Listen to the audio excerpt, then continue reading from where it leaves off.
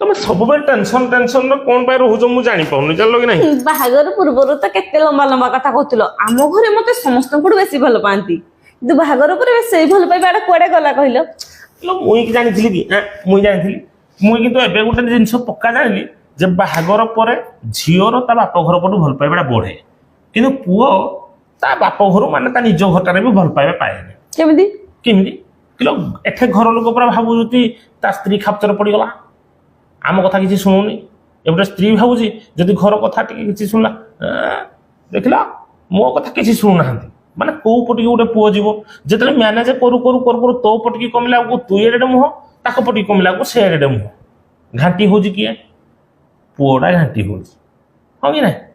ତେଣୁ ଯଦି ତୋ ପଟିକି ମୁଁ ଟିକେ ବେଶୀ ଯାଉଛି, ଏପଟେ ଘର ଲୋକର ଭଲ ପାଇବା କମି ଯାଉଛି, ତାଙ୍କ ପଟିକି ବେଶୀ ଗଲାକୁ ତୋ ଭଲ ପାଇବା କମି ଯାଉଛି। କିନ୍ତୁ ପୁଅଟାକୁ ଦରକାର ଯୋଡ଼ାକ, ଏପଟେ ସ୍ତ୍ରୀ ଦରକାର, ଏପଟେ ବାପା ମା ଦରକାର। ଆଉ ଏସବୁ ସମ୍ପର୍କ ବାହାଘର ନୂଆ ନୂଆ ସବୁ ଠିକଠାକ ଚାଲିଥିଲା କି ନାହିଁ? ପ୍ରୋବ୍ଲେମଟା ହଉଛି କୋଉଠେ?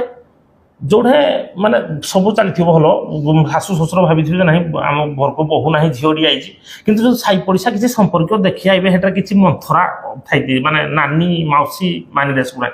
ଆଉ ଜାଣିଲୁ ନାନୀ ମୁଁ ହିନ୍ତି ବୋହୁ କରିଥିଲି, 6 ମାସ ଠିକ ଠାକ ସବୁ ଚାଲିଲା। 6 ମାସ ପରେ ତାର ରଙ୍ଗ ଦେଖି ମୋ ପୁଅଟାକୁ ଏଇ ଉଷୋଇ କଷା କରିଦେଲା ଯେ ଦେଖିଲୁ ମୋ କଥା ଖାଲି ମତେ ଖାଲି ବିରି ବିରି ହେଇଯାଉଛି, ଜାଣିଛୁ କି ନାହିଁ?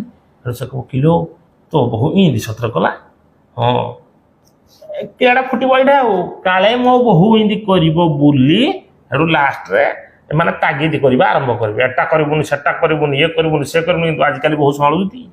ଆଉ ସେ ଡ୍ରେସ୍ ପିନ୍ଧିକିନି ବୁଲିବେ, ରେଷ୍ଟୁରାଣ୍ଟରେ ଯିବେ ଖାଇ, ମାର୍କେଟ ଫାର୍କେଟ ଟିକେ ବୁଲାବୁଲି କରିବେ।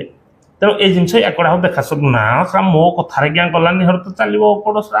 ଯଦି ପୁଅ ସ୍ତ୍ରୀ କି ଧରିକିରି ଗଲା ସେଟା ଦେଖୁନ ତା ମାଇପ ବୁଲା ଗଲା, ଏଟା ଭଲ ପାଇବା କମିଲା ଆଉ କିରା। ଏଇଟା ହଉଛି ରିଆଲିଟି, ଆଉ କିଛି ନାହିଁ।